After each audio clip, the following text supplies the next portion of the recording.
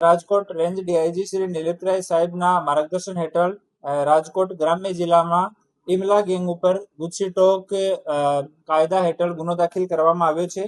આ ટોળકીના કુલ 23 ગુના 23 જેટલા ગુના રજીસ્ટર્ડ છે અને આ ટોળકીમાં કુલ 8 લોકો છે. એમાંથી 6 લોકોની ધરપકડ કરવામાં આવી છે. એક આરોપી આમાં જ્યુડિશિયલ કસ્ટડીમાં છે અને એક આરોપીને હાલ પકડવાનો બાકી છે. ગેંગનો મુખ્ય સૂત્રધાર ઇમલો છે અને ઇમલાના નામથી જ આ ટોળકી પોપ્યુલર હતી. અને થોડા દિવસ પહેલા જ એ લોકો સુલતાનપુરમાં રાત્રિમાં એક થાર લઈ જઈને એને મારામારી અને ત્યાં તોફાન રાત્રિમાં એ લોકો કર્યો હતો. આમાં જો મુખ્ય સૂત્રધાર છે ઇરફાન ઉર્ફે ઇક્કુ હસનભાઈ ઉર્ફે જમાલભાઈ, ગોંડલનો રહેવાસી છે. ટોટલ 17 ગુના એના ઉપર રજીસ્ટર્ડ છે. બીજો ઇમરાન ઉર્ફે ઇમલો, 20 ગુના એના ઉપર રજીસ્ટર્ડ છે. હુસેન ઉર્ફે ભોળિયો 9 ગુના, શકીલ ઉપર 2 ગુના, હસન ઇસ્માઇલભાઈ કટારિયા ઉપર 3 ગુના, સરફરાજ ઉર્ફે નોડી એના ઉપર 2 ગુના અને નવાજ ઉર્ફે બામ્બુટ એના ઉપર 1 ગુના, શાહરૂખ ઇબ્રાહીમભાઈ પર 1 ગુના.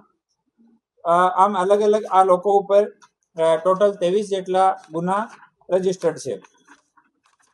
આ ગુનાઓમાંથી ખૂનની કોશિશના 2 ગુના, ગંભીર ઈજા મહાવેથાના 4 ગુના, ધાક ધમકીના 3 ગુના, આર્મ્સ એક્ટના 2 ગુના અને પ્રોહિબિશનના 12 ગુના આપના અલગ અલગ પોલીસ સ્ટેશન્સમાં રજીસ્ટર્ડ છે. અને એવી જો ટોળકીઓ છે જો સંગઠિત રૂપથી અપરાધ કરે છે, આ તમામ ટોળકીઓ વિષયમાં માનનીય ડીજીપી સાહેબ, માનનીય ડીઆઈજીપી સાહેબ એના સુપરવિઝન હેઠળ અમે લોકો કામ કરી રહ્યા છીએ અને ભવિષ્યમાં પણ એવી ટોળકીઓ વિરુદ્ધમાં ઓર સખ્ત કાર્યવાહી કરવામાં આવશે.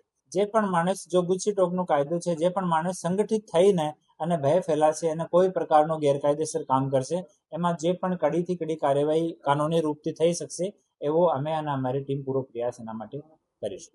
સાંજ સમાચાર ફેસબુક પેજને લાઇક કરો, વિડીયો શેર કરો અને વધુ વિગતવાર સમાચાર માટે sanssamachar.net વિઝિટ કરો.